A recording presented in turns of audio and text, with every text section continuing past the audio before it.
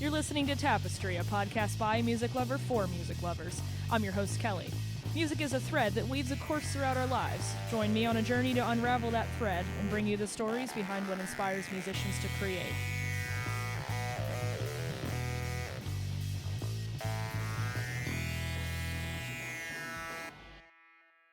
Side note, Tapestry is an uncensored podcast. Don't say I didn't warn you. Welcome to episode 40 of Tapestry, where today my friend Edward Banchs, author of the book Heavy Metal Africa, so graciously educated me about the many facets of his experiences as an ethnologist, African studies graduate, scholar, journalist, author, and of course, a professional metalhead. On this episode, we discuss what inspired him to get his boots on the ground and author his book investigating the heavy metal subculture in Africa, the sociopolitical and religious factors shaping the music scenes in countries such as Kenya and Madagascar, contracting malaria while staying in Nairobi, and the horror of a 9-hour sound check. So you'll notice as the intro song for this episode, it is not a song by Eddie, and you also might notice later in the interview that I totally screwed up the fact that he is a musician, but I really know him as an author, so let's look past that. But first and foremost, the introductory song you're going to hear is by a band from Togo called Archon. So this is their track Warrior Song.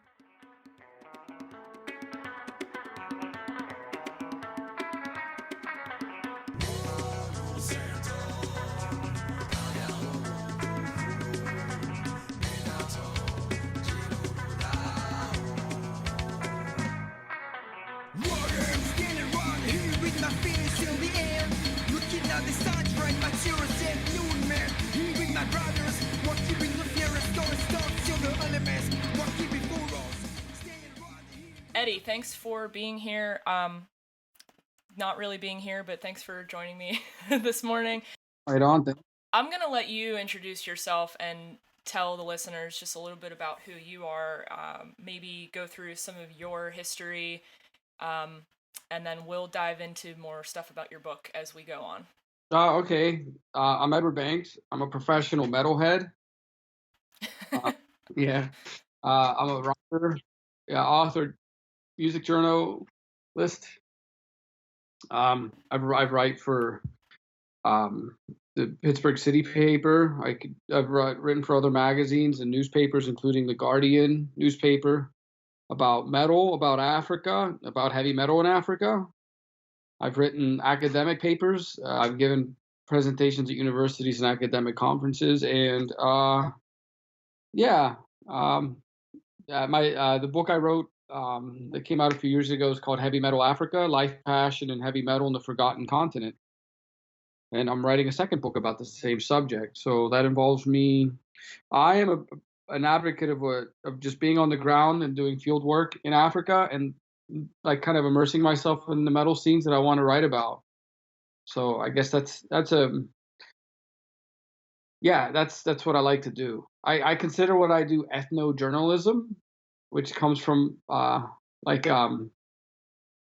in the academic world, like ethnographies are basically fieldwork studies. So an anthropologist would go to a place and immerse themselves in a culture and write about it, after a bit and study. That's how you study a culture. I like to take that approach, but I also consider what I do somewhat journalistic because I kind of like stepping away from the academic theory, if you will, about the field work that I do, because sometimes things are just better left unsaid. Sometimes it's better to just allow the musician to lead you into their life and to experience the situations that they live in the way that they are, as opposed to trying to understand why things are the way that they are. See how they interact with their own environments, because everyone in this world is a product of where they're from. So right. I like that. And it's not necessarily where they live. It's usually where they're from. We all grew up in a certain area, I guess, except military brats really like to. But that is their upbringing. That is their way of life, of moving around, of constantly meeting new people and whatnot. And that's it's one of the things I've taken away from all this work that I do. Like where we grow up actually affects us more than anything. Because no matter where you live and how long you've lived in a certain place, you always are where you grew up. So that's kind of crazy. You mentioned that. I was just talking about that, like with my boyfriend and his upbringing, and just all the people that we interact with it in our lives. Like you said, we're all a product of our environment, and that sort of creates the image of what is normal to us. And so I know when I was reading through your book, I did find that really interesting that you can be halfway across the world and there's a lot of shared experiences and shared emotions, I guess, with the people you're interacting with. And that's, I guess, really the point of like travel and exploration is it does in a sense sort of bring you closer together because you find that, yeah, there might be different cultural norms and expectations in every country or nation, but a lot of the times when you have this common thread, it really actually brings people together as opposed to dividing them. Yeah, culture is a fascinating thing. I mean, it's really hard to I even pinpoint exactly a definition for culture that everyone can really understand. I know anthropologists have their own definition of culture, so do sociologists. The shared experience is a different thing, but I think culture really is just it's different ways of doing the exact same things. Everyone around the world has celebrations. Everyone around the world mourns people. We celebrate so many different things, but we just do it in different ways. And we go about recognizing certain monuments of moments of time too in that way. That's what's cool about. That's what has been cool about this too. Is just seeing how things are done. The thing about what I do though is I always heavy metal is always the central thing. You know, the heavy metal brought me to these places, and it's heavy metal is its own culture too. Right, right. So you're breaking in with Well, yeah. yeah, before I let you elaborate on that, I guess I want to explain too to the listeners sort of how we met, and I think it's just a funny story because now we have both gone to so many shows together because you're, you know, very local. Like obviously thanks to coronavirus, we are not doing this interview in person, but Eddie's sitting probably about a 4-minute drive away from me. Yeah. We're practically neighbors. But yeah, I met Eddie through, actually, I had a second job at a local restaurant when I was trying to pay off my student loans. And I'll never forget how we actually met. You were working in the kitchen. I was working in the back of the house, like setting up my salad station. And I had my old iPod, the old kitchen trick of, you know, putting your phone or your iPod in like a hotel pan or like a ninth pan, and so you can hear it louder. And I was playing Carnival at my salad station, and I think you came by and like noticed the song and was like, "Oh my God, is that Carnival or something?" And then we just had a conversation from there. And I mean, hell, we've gone to. I'm trying to think of all the shows we've gone to together. I know we saw Darkest Hour and Code Orange and Yeah. so many shared experiences, and it's like all it took was that little conversation, and yeah, heavy metal was the jumping off point. But from that moment, I think I could tell I was like, oh man, this guy is so into this. I just have to befriend him, obviously. Um, and Yeah. then I learned more about what you do, and I'm like, oh, okay, we always have something to talk about. But um, I almost feel like I have to divide your history into two things. You mentioned, okay, heavy metal is always the central theme. So I want to understand more about you, how you came to writing and how you came to becoming an author, but then what's your musical history? I know you're not a musician, but how did you grow up either with or without metal, and how did you come to it? Okay, I'll do the first part. I have a master's degree in African studies. From an academic perspective, Africa's long been an area of interest of mine. I didn't really know what I wanted to do when I went to college. I started out of college the first time at Penn State when I right out of high school. Because we live in Pittsburgh, Pennsylvania, but I grew up 100 miles northeast of here in a place called Altoona. And Right, yeah, Penn I always State was forget like, that. yeah, Penn State was like 13th grade. Cool. I went to Penn State as an art major, and I really didn't feel it. I went for 3 semesters and just dropped it. And then I went back to school at 26. I started from the ground up. Went to community college. I was in Florida now. Relocated to South Florida, and I went to that I was working at a bookstore, and I really always kind of thought Africa was interesting, but because I was able to work at a bookshop in a very diverse area, I was able to even meet Africans and get all these books about Africa, and just that kind of just filled my mind. And I realized I could pursue this academically, so I did. I got a BA in political science from Florida Atlantic University and an MA in African studies from the University of London's School of Oriental and African Studies, which is actually fairly well known in our field. Um, With a lot of real famous graduates from SOAS. I'm very proud of that. But it was a cool experience. But I still didn't know what to do. I still wanted to do a PhD. I still want to do a PhD, but I ended up just kind of getting into this headspace of wanting to fulfill this curiosity of what African heavy metal scenes were like. I was doing a lot of work on post-colonial politics in Africa, and in the London metal scene, I was asked a question one day at a pub about what I knew about metal in Africa, and I couldn't answer it. And I guess the book Heavy Metal Africa was my way of answering that question. It was a way of just keeping my research going too. In certain regards, the writing just kind of happened. I mean, I didn't go to school for journalism. I didn't go to school for English. You fall into writing just because you do it a lot in graduate school, especially at the University of London. We had a lot of writing assignments to do. I was actually very proud too of the school I went to, Florida Atlantic University. Florida has this thing called a Gordon Rule thing, where you have to write like something like 60,000 words if you want to graduate from a Florida university. That's a lot. So I think that really set me up for graduate school, and they taught it. And if depending on the mercy of the professor you had, they would always send back papers with grammar notes, and depending on so that was always beneficial to me. And moving forward, it really helped me.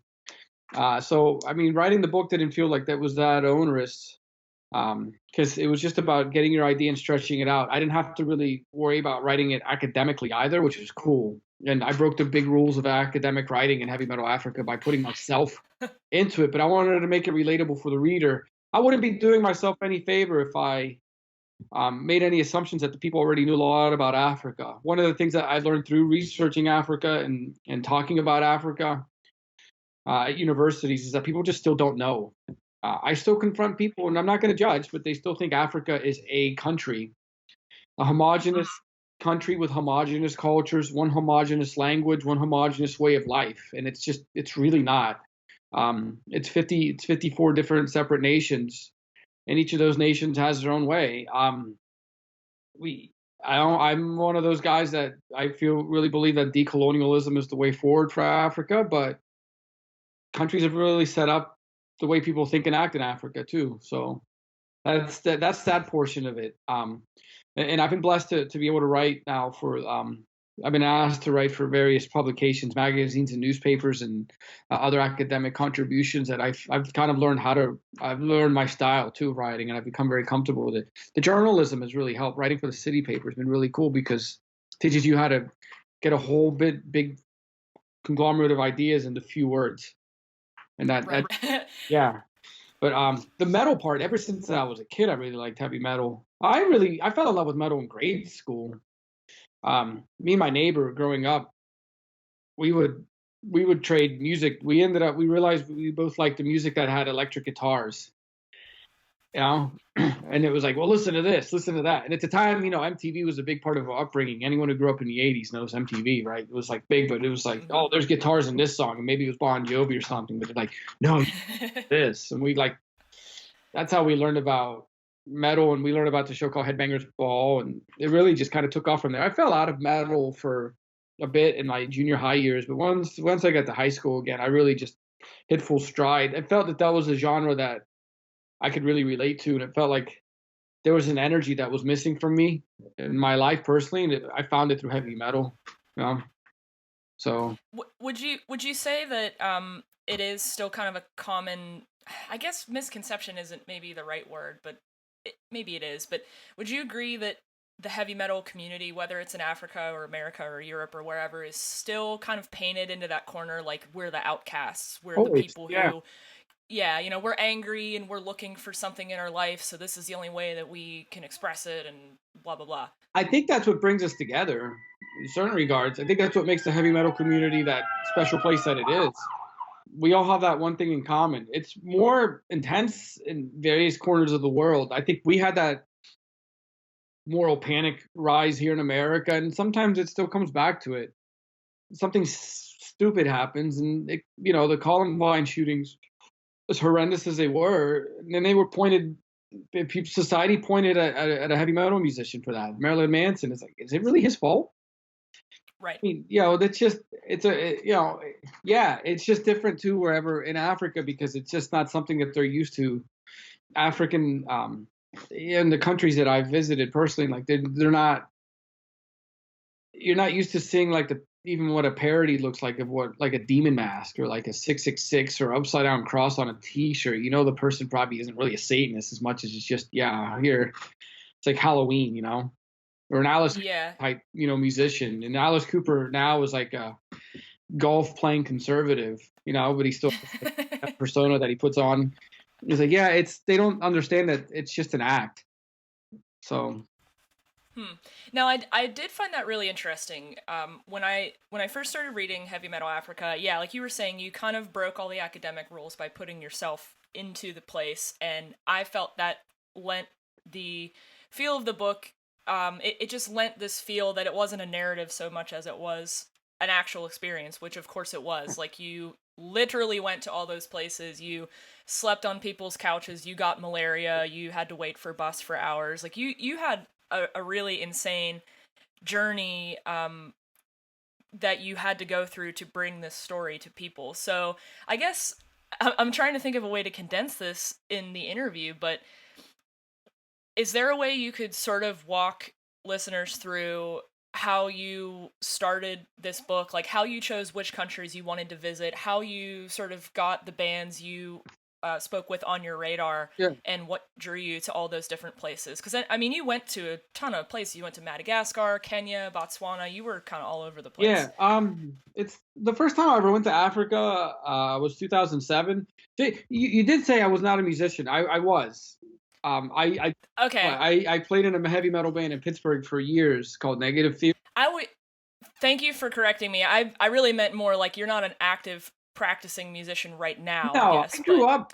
My apologies. Yeah, I grew up playing the guitar. I was obsessed with the guitar. I was like, I was taking guitar lessons in grade school. I was learning how to sight read and all that. And then in high school, I took guitar lessons again. I was sight reading. I was doing jazz guitar lessons and then playing heavy metal on the side. And I thought it really helped me become a better guitarist. I was a guitar player, and I played here in a band for years, and we had a sizable following here. I was pretty proud of that. But when that kind of ended, the first time I ever went to Africa, I ended up going in 2007, and I did it by selling all the equipment I had. Okay, well that puts a wrench in my thought there. I was like, no, I kept going back and forth, but that's the danger of labels, because I see you as an author and as a fan and not as a musician. So I overlooked that. I wasn't making much money. Again, I was going to college full time, and I was working at a bookstore, so I wasn't making that much money. I'm still not making that much money, but it was just, I say, well, how do I get this money to get an airline ticket to go to Africa for a month and then have some extra money too? And I was like, well, I had a really expensive guitar amp that I wasn't using, so I sold it. And I sold 2 guitars, and I came out, on that side of it with $2,000. Like, there I go. And I went to this country. I went to Zimbabwe in 2007, which was probably the worst time ever to go to Zimbabwe. Why then? They had a very nefarious leader, Robert Mugabe, a dictator, right? Yeah. Who, by every sort of the imagination, was exactly the way you imagined a dictator being. And they also had one of the worst economic situations in the history of recorded man. So products were scarce, food was scarce, and this is a otherwise very affluent country in Africa. This was a very well-developed country. This was, this was the jewel of Africa per se. And there was nothing there. But I went because a friend of mine who I'd met in Florida lived in Zimbabwe and said, "Come visit." And so I went, and I got a crash course in a lot of things. But on the way to Zimbabwe, I stopped at Cape Town just because I'd always want to see Cape Town, South Africa, and I was there for a long weekend before I flew to Zimbabwe. And there, I met some metalheads who I had kept in touch with, and then came back around a few years later to come visit them, and met even more metalheads and went to some metal shows and learned about the local Cape Town metal scene.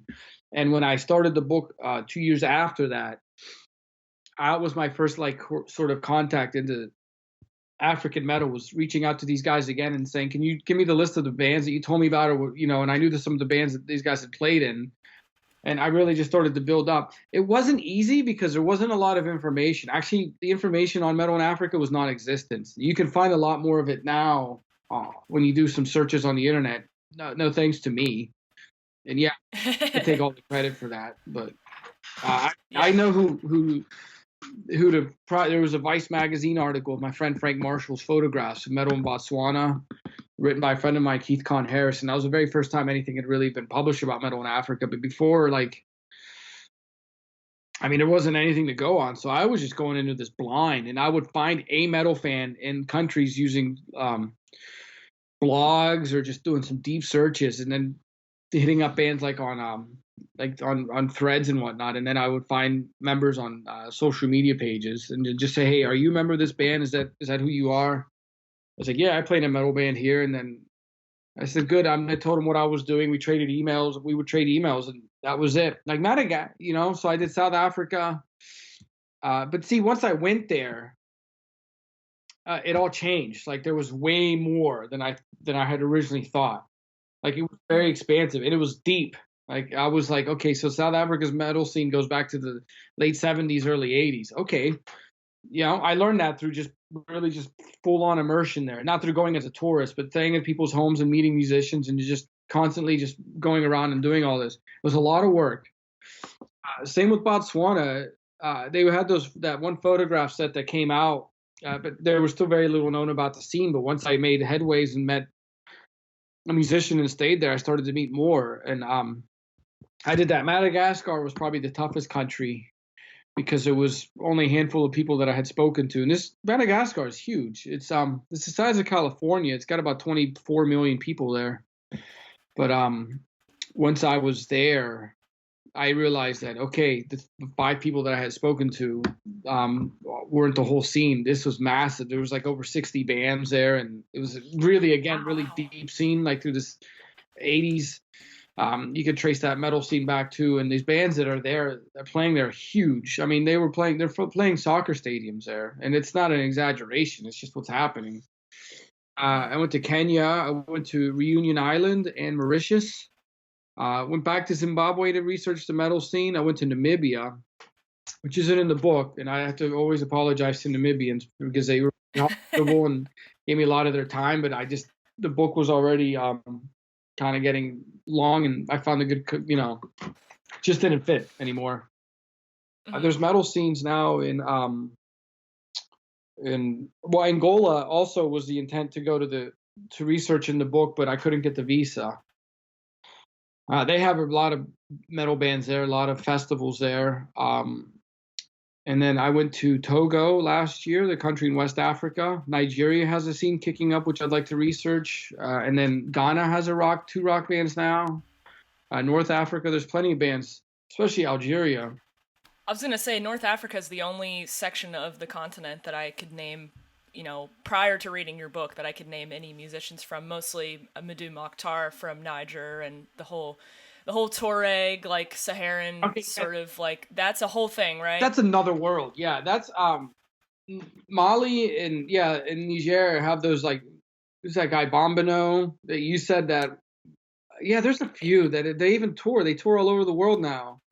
Yeah, and it's the name's escaping me, but there's like that one group there, and then I'm probably butchering the pronunciation of his name, but Madou Mokhtar. Yeah. He's he's just one of those guys who, like, I'm glad that there's a Western eye on him, because it's sort of given this lens to music that is so beautiful and awesome that us Westerners really never get to see, other than people like you doing investigative journalism or that random Vice article about the death metal cowboys of Botswana. Like, there's just not that lens on There's that Tina Warwin, I think that's how you pronounce it. That's out of Mali. Yes. Yeah. Yes, Egypt that's the band has a really good like metal scene too. There's some of those bands from Egypt are playing Bakken now. There's this really good band there called Crescent that has an international recording deal. And Tunisia also, there's this band called Mirath. They're a prog metal band. Oh, right. Okay. I always forget. See, that's me being such a typical American. I'm like, right, that's in Africa. Huh. Right. So I gotta get there. See, that I don't do North Africa per se. I'd like to. I mean, that's probably a whole nother line of work. Maybe the next book could just be heavy metal North Africa. But Mm-hmm. that's a lot of time to go and spend and save and start again. But Egypt, Tunisia, Algeria, and Morocco, there's 4 countries right there. Well, I'm sure will keep me busy. Right. Um, Now I know you did say too, you had gone back to some other countries in Africa, what, right at like the end of last yeah, year, I went back to correct? Kenya and I went to Togo. I went to Togo for the new book, and Kenya also for the new book. And I was planning to go into Ghana this year and hopefully back to Botswana and South Africa. I hope I could still go. I know the whole world is kind of on pause right now. Yeah. And those countries are, Yeah. I mean, they weren't going to let Americans in at all. They had already decided to not because America has a high rate of cases. And a lot of African countries don't feel that our healthcare system is inept. So they, I've been reading that too. I thought, holy crap, that's really flipping the I guess assumption from both sides of the world yeah, there. if you have, I mean, the healthcare isn't that bad in those places, especially if you, I mean, the problem is just having the access to it. In Botswana, especially, it's like a really good they have a very good medical care system. Actually, that country's fairly well off. That they like to boast about that too, and their university educations and whatnot. Yeah, same with South Africa, but again, it's just a matter of having access to it.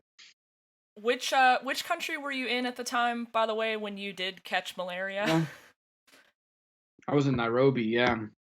Ugh, And I was God. always stubborn and never took that stuff, but I started to take over the counter. I took stuff there too. Before I went, I took something. And then I started to take over the counter. Like I started to go to a pharmacy when I started to feel like just I really started to feel horrible. And then after a few days I felt better. I met a friend there for dinner. He picked me up and I was with his brother, and his brother was actually a medical student. Oh, And they nice. saw me. We went to an Italian restaurant in Nairobi. I remember I ordered a nice. I was so hungry because I hadn't eaten in a few days. And I ordered this huge bowl of pasta with pesto sauce and garlic bread. And I took one bite, and I had to went to the bathroom and vomited. And his brother followed me Oh. in because he had been asking me about how I was feeling and whatnot. And he said, "Well, they said you should eat then." And the fact that I couldn't hold it down, his brother just said, "You have to go to the hospital now." Oh, Why? He wow. said, because I know what this is. And then they sent me in. I got some IV and was talking about it. And they saw what I was taking and how I was feeling. And they just kept looking at me. And they said, "Yeah." And his brother just came in and said, "I knew it. This is malaria." So We were in good hands then, I guess, really. yeah, I mean, that was actually the last of it. I guess I wasn't able to keep food yet. And I went to um, yeah, the next day, like I just slept it off again. Another day. This time I had better medication and I already had an IV. So I felt better after that day. I did. I mean, take I did drink orange soda. I remember I get asked about that sometimes now when I speak. Like, what's with the orange soda? I was like, it's because we're across the street from where I was staying. Like, I had hallucinatory dreams. Like, this Oh. really messes you up. Like, it's extreme hot. It's extreme cold. The weather was nice where I was. It was beautiful. There was some warm air, but I was freezing.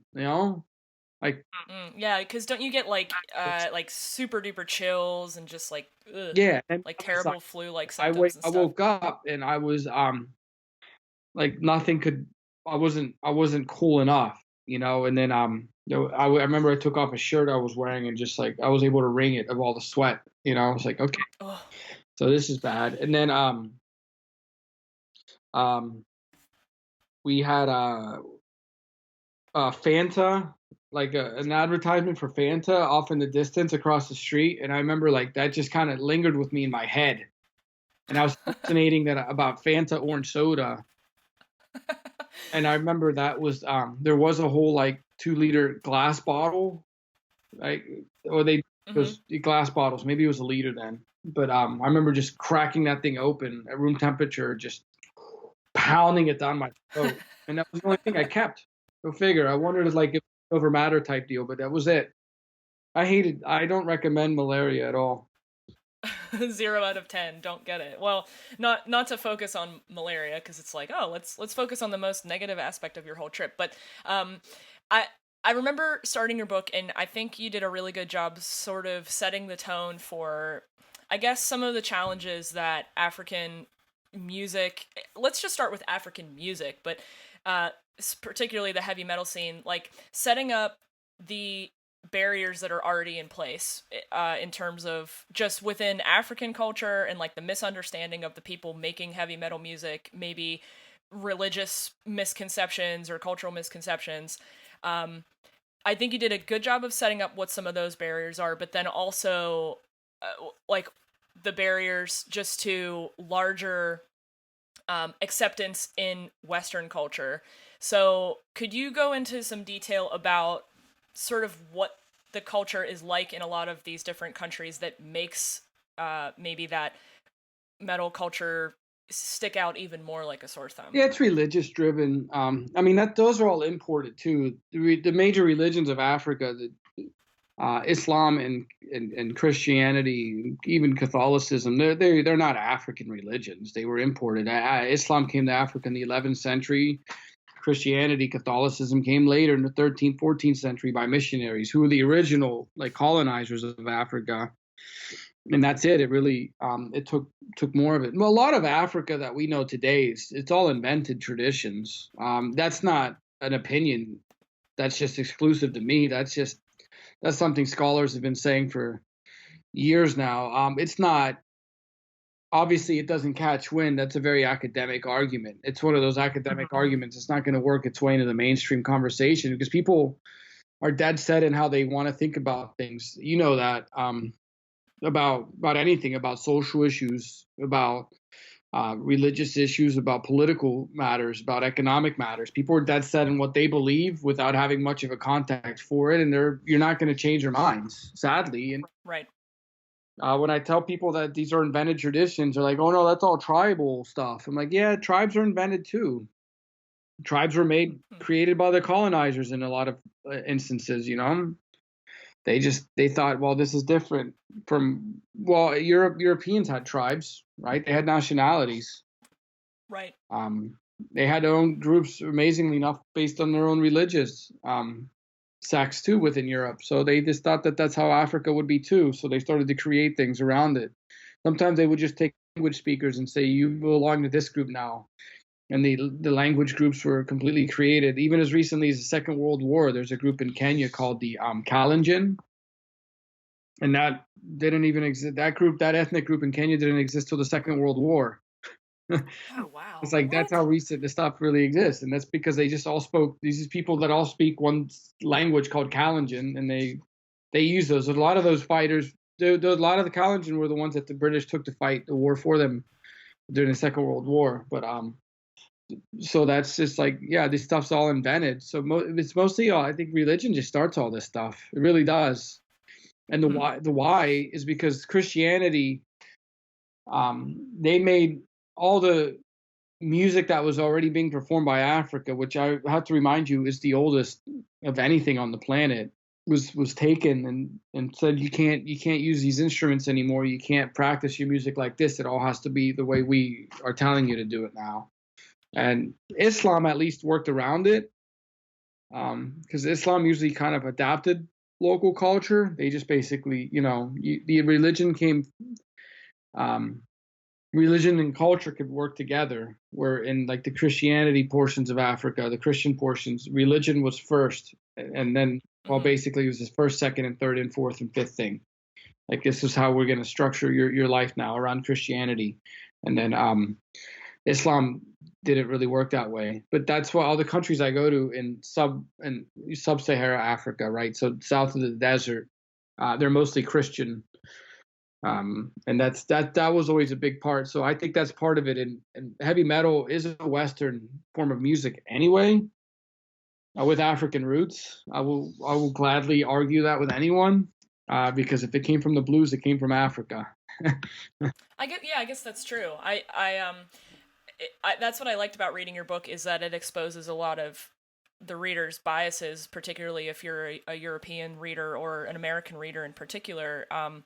Yeah, I mean, I'm younger than you, and like I think of metal as I feel like sometimes it's just a thing that just appeared in the late 70s with Black Sabbath, and that's where it began, which is completely not true. But that's how I culturally Hey, think of hey, it as an invention, I and it's argue that wrong. Black Sabbath is the first heavy metal band. The first heavy metal band, the way we define heavy metal today, easily. But I mean, I guess it kind of led up to that, especially with a band like Blue Cheer. People argue that they were first and they did this sort of thing. Like, yeah, but what we know Black Sabbath to be, what we know heavy metal to be, it's all Black Sabbath. Yeah, well, so then you were talking about, African music being like obviously one of the oldest traditions in the world and how it has it's had its own diaspora into other musical cultures all over the place. But how does the traditional groundwork of African music influence current heavy metal music in Africa? It doesn't yet. I mean, the visit I had to the country called Togo. I met a Mm-hmm. band there called Arcan, and that was really the first band I had really seen in Africa that fully immersed themselves with the music that they grew up with. They're from a cultural group in their country called the Uve, and that's the first. I mean, they really just took the music that they grew up hearing, and then they all fell in love with heavy metal, and they really just put one plus one together. And they perform in an Uve language. They also perform in French, their colonial language. They have some songs in English because the vocalist of the band also speaks English. But they really are fully immersed, and lyrically, they are addressing a lot of themes that are relevant to them, to their culture, to their way of life, and to their confrontations with modern Western world. Even though these guys aren't any older than you and I, but they still, versus what they were culturally raised and whatnot, versus the world that they have to live in now. There's a lot of like that sort of call and response type deal with the world around them. Call and response is an African form too. It varies out through Mm-hmm. various different cultures of Africa too, especially in Botswana and Southern Africa. Call and response is a big deal, and a lot of the music is actually more chordophone based, meaning it's all string instruments based, not really percussive. That's when you get to West Africa, do you feel that there's a little more percussive bases, but there's still a lot of strings. The guitar that we know today evolved from an instrument in Africa. The banjo did too, and this is stuff that was came over during the Middle Passages that we picked Mm-hmm. up. Although the guitar was already found in Europe by then, but it all came from trading ideas and whatnot.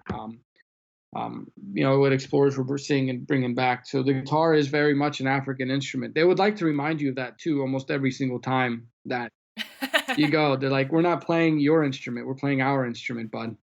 Like, yeah, Yeah, right. traditional. Get on our level. The thing about saying like culture and tradition is it's not like in a static position. It's not a stasis position. Like traditions aren't a thing of the past. Traditions are still moving. They're still living, breathing things. Right. So they're still very much with the world today. It's just again, it's just the same way of doing different things or a different way of doing the Mm-hmm. same things. And that's what we're saying. So whenever like I don't want the reader to think that they're stuck in the past. It's just this is what they've always known. It's been passed down and passed down and passed down to generation and generation and generation. And things do adapt, things do change, and things always evolve because cultures are living, breathing ideas. So I don't want to make it sound like the traditions I'm speaking of are things that you find in a museum. Right, and I think that's maybe from my uneducated perspective about African cultures in general. I think that's one of the most harmful misconceptions, probably, is that, I mean, and this comes from racism and colonialism and all sorts of other terrible things. But like, there seems to be this misconception that it's like just a different level of what we call civilized. You can't see my air quotes over the microphone, but like, it, like you said, culture's just always changing and um morphing. It's not a comparative scale. And that's civilized. You use the air quotes. That word though, when speaking about like Africa and the rest, that's a European construction too. That was Right. Europeans thought that they lived in a civilized world. Yet they are the ones that came in with military might. They're the ones that forced people to act like them, to behave like them, to think like them, to sound like them, to even look like them. Okay, just go to the Kenyan Supreme Court. They still wearing freaking wigs. Yeah, right. They're still. They were the ones that were brutalizing Africans. They were the ones that were savagely murdering Africans, and they're the ones that told us that we're led to believe that that was a civilized culture and that the Africans weren't.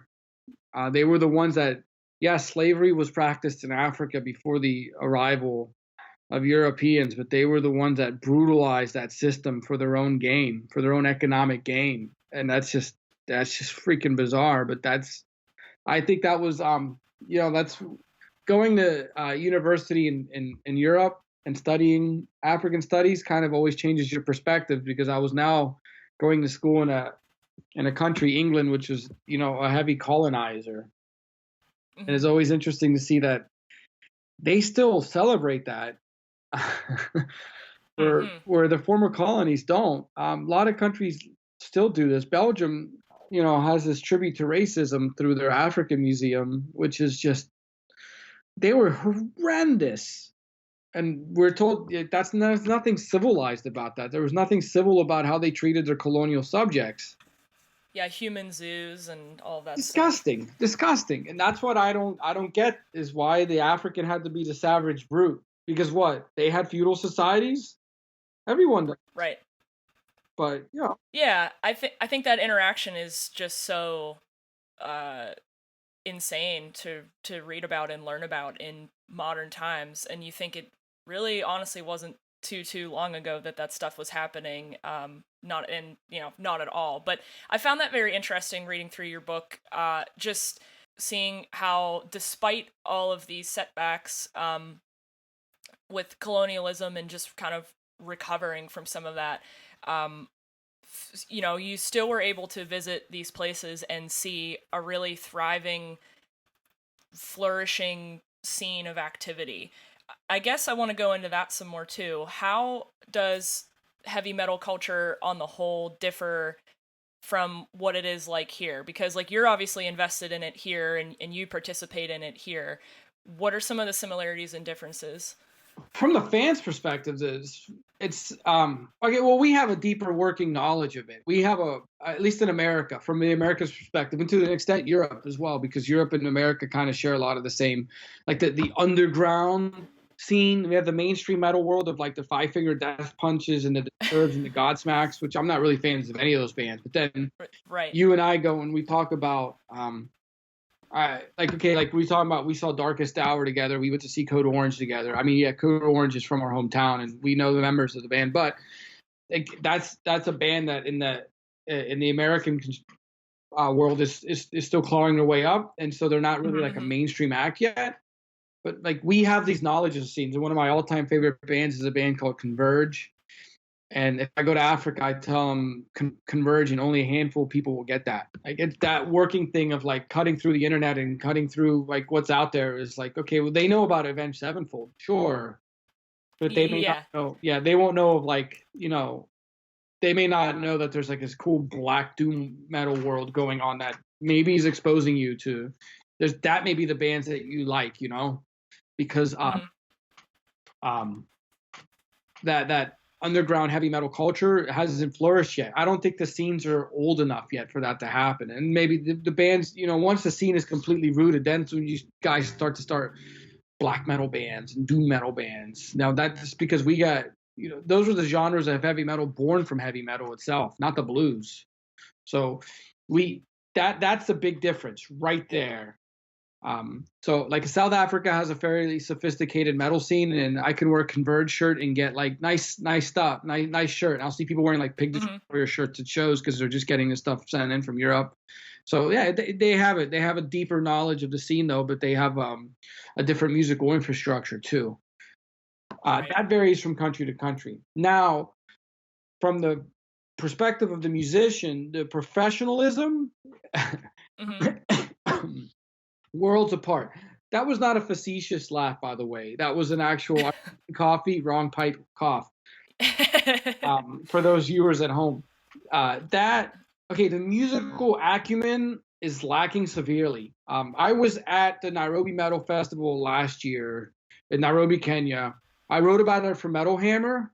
If you want, I'll send you the link. Maybe we can link it to the story so you could read, because I wrote a very honest piece, and I wrote it about what the musicians there were telling me, because the guy who organizes the Nairobi Metal Festival is a Dutch national who goes to Kenya quite a few times a year because his wife is from Nairobi. And he's very well connected in the German scene where he lives. He's lived in Germany for 20 years, but he is, and he organizes shows, and he's like a promoter there too, and organizes festivals there, hardcore. He's into the hardcore scene, but so we talked a lot about hardcore bands, and we both have a mutual love of Death Heaven, so we got to bond over that. But he, one of his friends, Christian bass, came to Nairobi and was my roommate, and he plays drums in a band called Heaven Shall Burn. And he also even organized a drum clinic in Nairobi. And after that, we had this like really big talk about how like musicians in Kenya specifically didn't even realize that you could practice that much. They would probably like to, but they only practice around shows. So if they have a show, they'll practice. And so the musicians he, as a professional drummer, has a drum set in his home where he can practice 2 hours a day, which he does. It's just what he feels he needs to do to keep up on things, of course. And it's like there's a difference when you're in a band called Heaven Shall Burn and you're on a big metal label and you get to play festivals all over Europe, and you get to headline your own shows all over the world.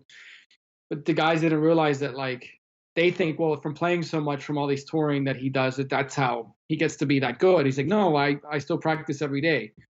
That was something that kind of was a revealing thing that I didn't even pick up the first time I was in Nairobi. I knew that they didn't practice that much, but they didn't realize like the business side of it. What they think they can do in what a lot of African metal bands think they can do, like what it takes to get to the next level is so far away from reality. Like we keep telling them, so they don't have a touring culture per se. And they don't have that idea. There's no one there to tell them that here's what you should do correctly. So they're getting hosed in some circumstances too. And they think that they're just gonna release a song on the internet, get a lot of hits and likes, retweets, and that someone's gonna come in from Europe and save them and fly them to England, have them record an album, put them on a magazine cover, and then put them on an airplane and say you're going to tour the world now. Like it doesn't work that way. So that's a big misunderstanding that is missing. South Africa is the opposite, because a lot of South Africans have lived overseas. They've moved to North America, Europe, and like Australia, and then they've come back with all this like working knowledge. And they were able to build off of that. And they also get a lot of international touring bands coming into South Africa now. And it was something that really started from the guys that were living overseas who came back and says, well, I want these bands to come here. Let's work on this together ourselves. Like we talked about Carnival. That's a band that like they play South Africa now. That's actually, I heard of Carnival, by the way, in South Africa, not really, anywhere else. Huh. But that's crazy. Yeah, but that was like, because of that too, they learned from the international bands. Like the South African band says that they are seen as probably much better because they see how it works. They see that the bands they're flying in and they think, well, we're going to take you guys on a safari, the day before your show. And they're like, oh, that's all nice and all that, but didn't we arrange to have a rehearsal space? And we're like, yeah. Like, well, we'd like to go visit the rehearsal space so we can rehearse for 4 hours because we have a show tomorrow. And like, but you guys are so well seasoned and well rehearsed and well toured. Like, yeah, but they're seeing that, they're still going to rehearse around all that? Like, yes, they still, because they're professionals. And they're learning, you really have to live this, don't you? Like, yeah. But I did not expect that. Yeah, it becomes a job. And like any other job, you have to really devote a lot of time to it. But that's what the South African scene is different. That's what I've gotten throughout all of this. And it's been odd to be the one that relays this information to people in the African countries, because a lot of times they just think that it's like, well, just ask Edward and he'll book us a U.S. tour. Like, I can't. It's not that easy, but let me tell you. Come on, you're a professional metalhead. Why can't you? Most of the time, I just tell them what happened in South Africa because they want to know. The South African scene is quite big and expansive, and the bands from South Africa are actually even quite influential for other bands in Africa, which is great because it's cool to have an influence from from your own continent. Like a metalcore band is really well known is called Facing the Gallows. They're out of Johannesburg, but in Kenya, guys were talking to me about Facing the Gallows, and they'd asked me if I'd met them. I said yes, I know them. I talk to them still, and they're a great band. Really, really sweet guys too. Do you know? I think it's called Red Helen. Do you know them? I think they're from Yeah, Johannesburg, maybe. yeah, Yeah. I mean, it's cool. Like I always think of you now when I think of African bands that I've somehow like get thrown on my radar. I think it was pretty crazy to me too, like going back to the whole professionalism versus just, hey, this is like a developing thing here and we want to continue doing it just kind of for our own sake.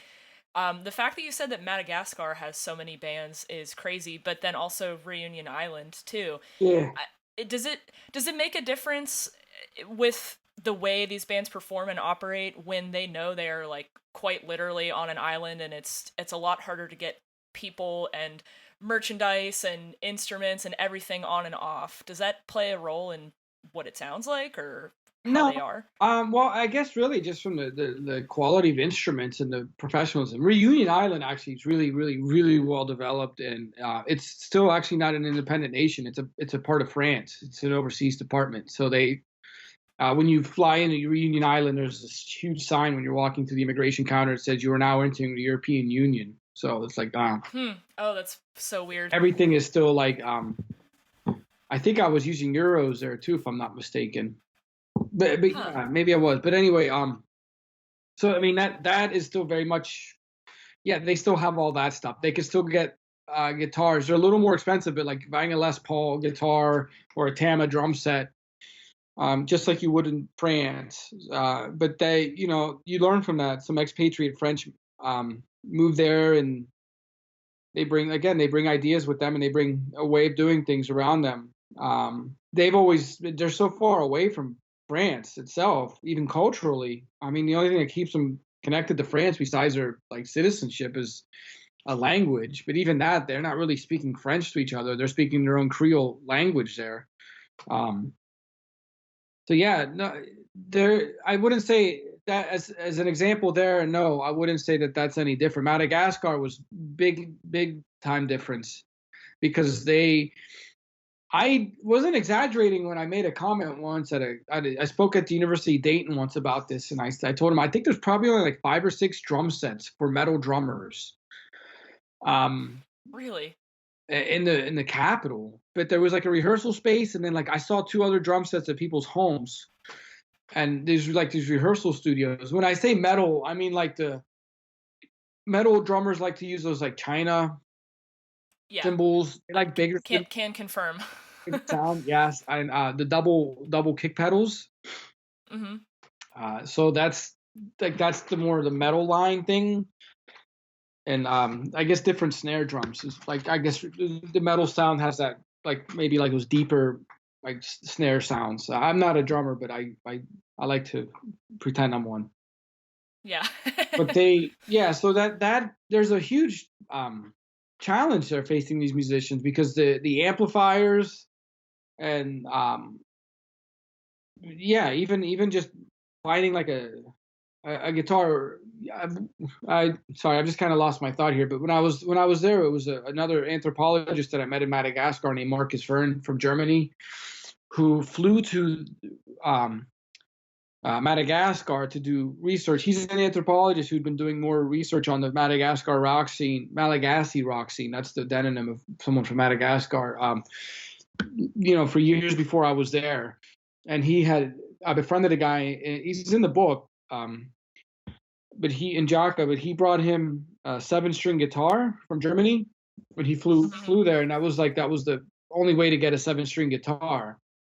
And then there was the problem that he had there. It's like whenever he needs to change his guitar strings, how's he gonna get a 7-string? How's that low Yeah. string? And it's like, well, okay, so they're presented a challenge, but he had it, and it was like that whole like, oh, you got a 7-string guitar, and guys wanted to come and see it, and touch it, and what's it feel like? you know. I remember the guy who was Stefan, who is all through that chapter, who was my translator there, and we became buddies. But his favorite band was Suicide Silence and Carnifex. Oh, wow. Okay. I brought Yeah, really heavy stuff. Yeah, and I brought him a few CDs. Before I left, I went to like a record store here. I just picked up some CDs from those bands and then brought them with me as a thank you. I said, "Do you have a CD player?" Before I left, he said, "Yeah." And I don't think he was expected, but I just, bought those, and he was just like in awe. Like he had never seen an originally pressed CD, and Oh, wow. these were his favorite bands. So he was just, I mean, he called his friends over. They were taking photos of it, and they were like looking at it. They were holding it.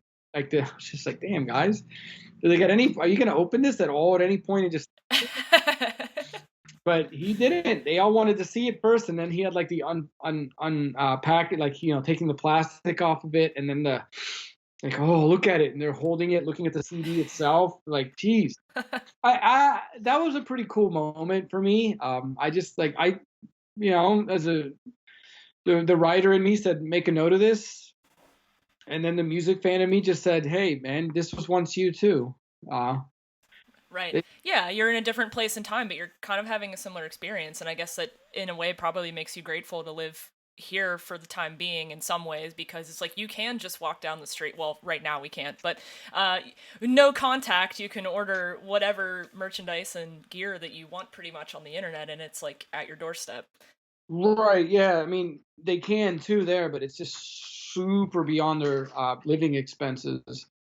That is, without an exaggeration, one of the poorest countries in the world. Madagascar? Yeah. I mentioned in the book that it's the worst poverty I've ever seen. I still stand by that. 90% of the country lives below the standard level poverty for the world. Like that, less than $2 a day. It's in the book, but it hasn't gotten any better. It's just brutal.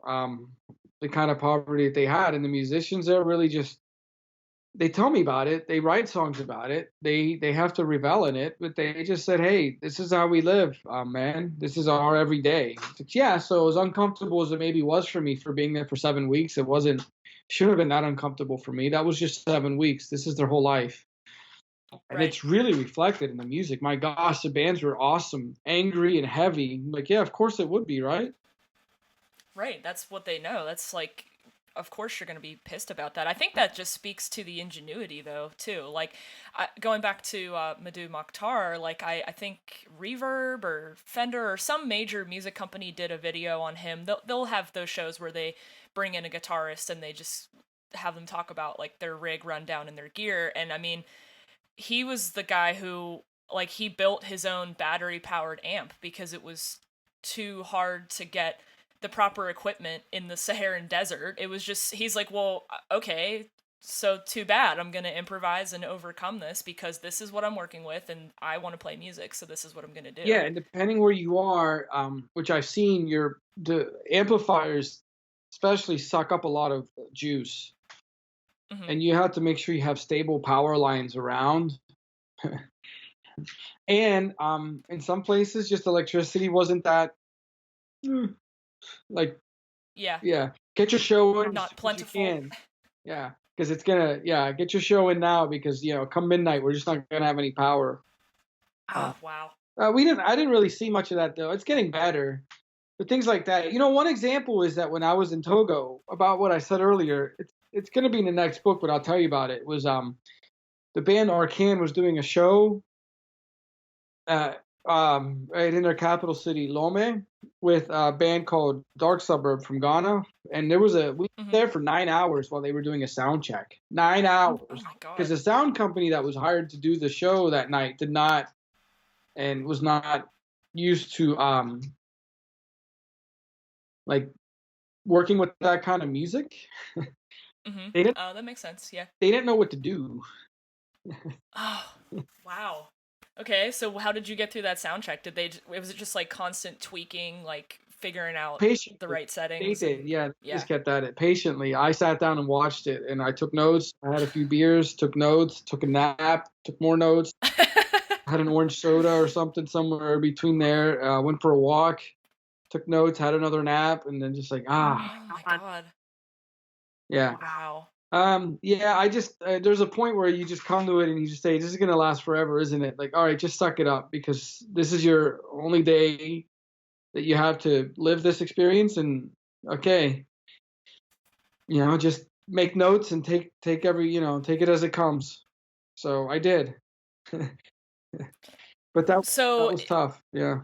yeah, oh, I can only imagine. Now you were giving me a little bit of a teaser for the next book, but I guess as I start to wind this down, like what are some of the biggest challenges you've faced in promoting your book Heavy Metal Africa, and then are you, how do you kind of work as an advocate, I guess, currently? I mean, I know you write for other publications like you said, but has this sort of become your brand, I guess? Yeah, in a way it has. Oddly, I never thought it would be, but it has become my identity in the world as a writer and a scholar, which I like. Which I like because I'm the only one really doing what I do. So that's been kind of unusual and kind of different. It's not something you set out like, growing up. When I grow up, I'm gonna research heavy metal music scenes throughout the African continent. Right, yeah. I guess being Indiana Jones, maybe this is my way of being Indiana Jones, except I have a pen and a pad with me instead of a whip and a hat. Um, um, yeah, take it. I thought I would be done when I finished Heavy Metal Africa, uh, but I was just really getting started. More writing opportunities presented himself. The world of academia embraced what I did, and I like it because I quite enjoy the academic world. That's how I came from. So, um, and other news outlets really just took off on this story too. So the coverage that this book has gotten has been surprising too. I didn't think it was going to be well received. I thought it was an interesting story for me, but I realized that other people, like when you write about Africa, it's not that important. No one cares. There's nothing sexy or remarkable about writing books about Africa. There are the books that you don't see in bookstores.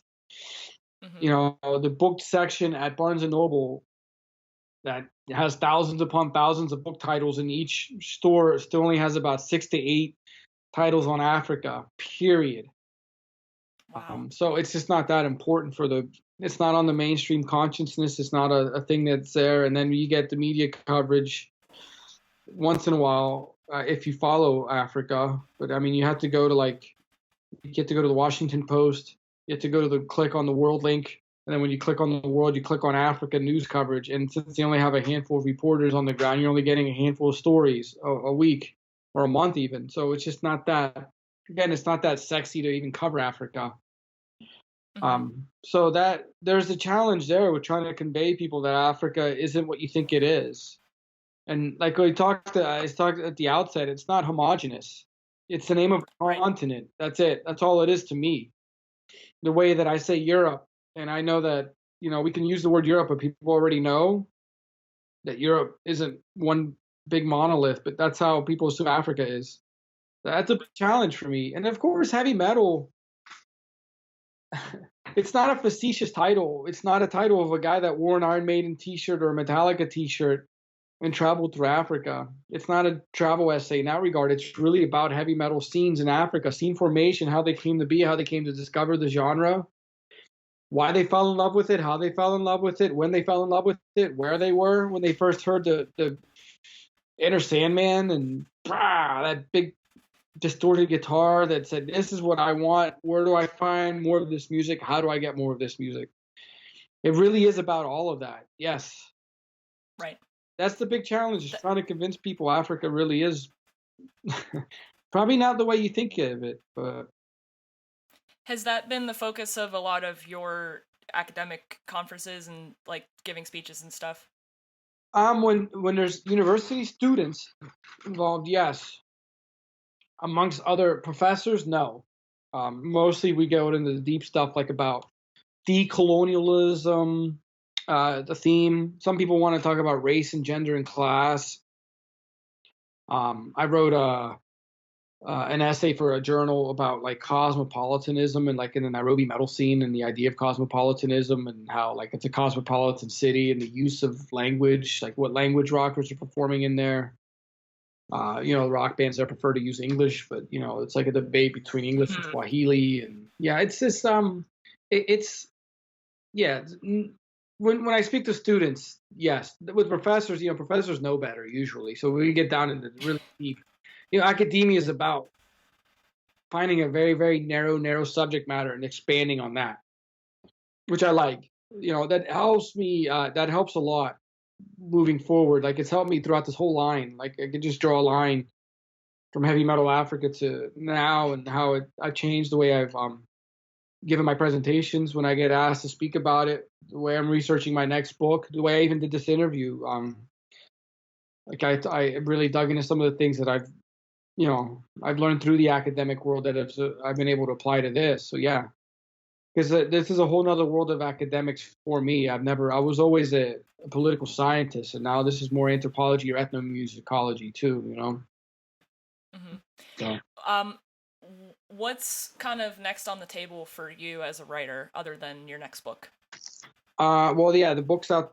I don't know when the book's going to be out. It's got to be done by the end of the year. Hopefully, I can get to Africa this year. I have more academic stuff in the works too. I have a chapter for a book coming out. I don't know when that book's going to be out though. September, October, about South Africa's metal scene, about the idea of community, around that. So that's really it. I mean that still takes up a lot of time. At times, hopefully we can keep writing if hopefully this shows resume again and I can keep writing articles for the city paper about bands and releases, Right. Yeah, I was even just thinking about that. I associate your work so much with heavy metal Africa. I'm thinking, right, well, you also serve Pittsburgh as a writer for the city paper, and it's like, how the hell are you feeling right now when there's no shows to cover? I mean, all of us cloistered music lovers and fans, I mean, we're all just like chomping at the bit to go out and see live music again, and it's been interesting seeing the live scene adapt to having to shelter in place. Shows and releases, like it's holding up releases. And yeah, some of the stuff was already printed, and the way labels work is they get stuff printed months in advance, and then they decide when they're going to market it. But we're going to have that. But if we don't get back to moving here soon, we're going to. I mean, one of my favorite bands, Carcass, has already announced they're delaying their album, which is supposed to be out in August. Local band, Pittsburgh, great band that I love called Greywalker. I know they have a lot. Yeah, they have a live vinyl release supposed to come out, and I thought it was going to be out now. And I'm waiting, and I don't think they know when it's going to come out right now because they're waiting for the vinyls to come. And it's like if no one's printing vinyl right now, then. Yeah, Catatonia is, I think, still releasing their stuff next week, but they were battling with that. They're like, do we even release it? It's like ready to go pretty much, but do we even release it? Because the whole promotion cycle and touring, I mean, everything's just so disrupted right now. So yeah, I figured that was really putting a crimp on the work that you do as a writer. Yeah, Trivium 2 has a new record coming out next week, which I've always liked Trivium's music. So I'm really excited to get it. And I mean, the thing about it too is a lot of people just don't have, right now the money is, okay, groceries and that's it. Yeah, it's survival mode right now for a lot of people. That's been hard to contend with. I need music. You can ask my girlfriend, but I need it. I need music. I need shows. I need it. Like I have to buy music the way I buy coffee and food. I can confirm that. But like I have to get new releases. Like every week or 2 weeks, I'm always buying something new because that's what I do. I love music and books. That's all I buy. I love buying music merchandise, memorabilia, not as much T-shirts, but like you can see behind me, we're not on video, like stuff to put on walls and whatnot, like. Right. But like you said, Catatonia, like, do I have the money to get? I was gonna wait till I had that. Trivium. I want to get this band called Wake. Their new album's out, which is. Wake's new album is so good. I listened to it. It was honestly great.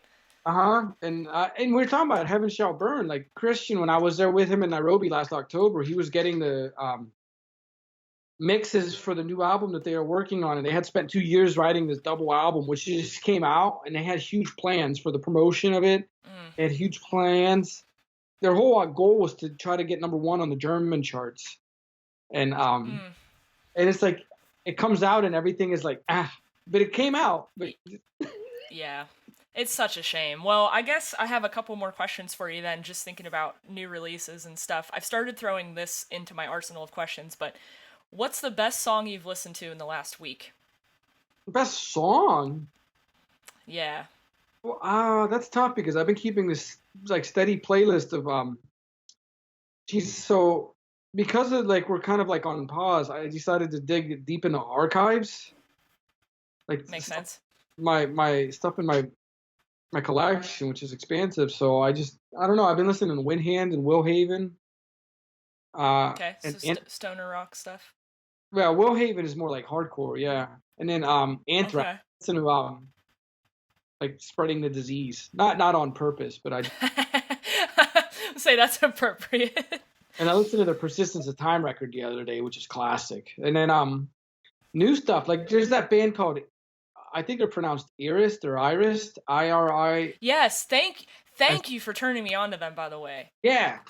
See, that sucks Yeah. for their debut album, the first ever release that they have comes out in the middle, and they're not able to go out and promote it right now. And it's like, are they going to be one of those lost releases? I don't know what future impact this whole COVID-19 stuff is gonna have on just, bands in general, but yeah, I really feel for anyone releasing new music right now because of what you said. It's like, are they just gonna be lost forever to time because they didn't have the privilege that all the other bands before them did of proper promotion and visibility and stuff, which Yeah. is tough. But Second record going to be the one that maybe their second record will be the one that they have to focus on as like a debut. You know, yeah, I don't know. you never Well, know. that being said, what is the best way I can support bands in the emerging African heavy metal scene? Like, what is the most common way that they actually do get their music out there? I know obviously on the internet. It seems like a lot of the bands you've talked about in your book are mostly on YouTube and stuff, but what's the best monetary way to If support and listen to them? Bandcamp, if they're on Bandcamp, I mean that's the best thing to do forward. Some of these bands do print physical merchandise. There are like those places never stopped in countries like CD manufacturing plants. Well, we still have those, but like record plants. So it's kind of cool to be able to still get some of that stuff there. Hmm. So, but they just some bands do it. Other bands they just go full digitally now because they're worried that their music isn't taken seriously or like they won't be able to if they print 1,000 copies of it. Will they even sell 1,000? Right. Yeah, it's a lot bigger risk up front, I think. So you gotta I guess you gotta suck it up and get digital stuff. And if you know that the band has physical merch and you like the band, then you can order it. You can really help them out by doing that. Hmm. Yeah. Okay, I have two more questions for you. In any realm of your life, who would be your biggest influences? Oh, geez. Um. Well, I guess family first. I guess my mother never really like the more I think about it, I always wonder if she had expectations, like what kind of expectations she had for us growing up. But she was never like really restrictive. Like when I wanted to play guitar, she never said no. When I wanted to like grow long hair, she never said no. When I wanted to wear a metal shirt to school, she never said no. And maybe that kind of just helps you kind of like along the way of just allowing like your own path of self discovery. So I don't know if parents think it's cool to say, yeah, I want my son to grow up to be an Africanist so he could make lots of money and still have to have like a job and maybe that's probably a good way. Never being having someone around you that never said no. Like don't she never thought the ideas I had were crazy. So that was Hmm. kind of a big one in terms of like. And then when I got into college, like at university, like I really had struggled a lot with like my own like self, like mentally.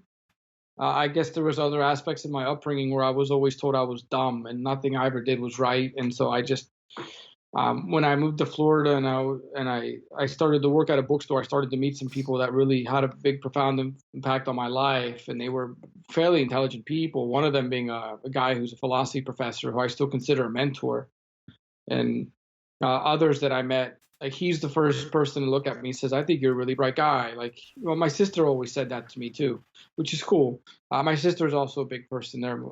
My older sister Margot. Not that my younger sister never did that either, but Margot always looked at me in a different way because she knew I was kind of a dork. Yeah, good way, yeah.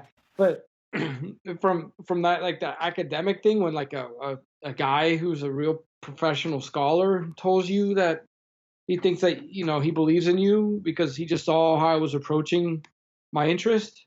That had a big effect on me. And in the academic world, I kept meeting professors that kind of just said, if you find something that you're really interested in, like just do it. Like there's nothing wrong with what you want to do. And I still talk to professors I had in undergraduate. I still talk to my dissertation supervisor from graduate school, Dr. Stephen Chan.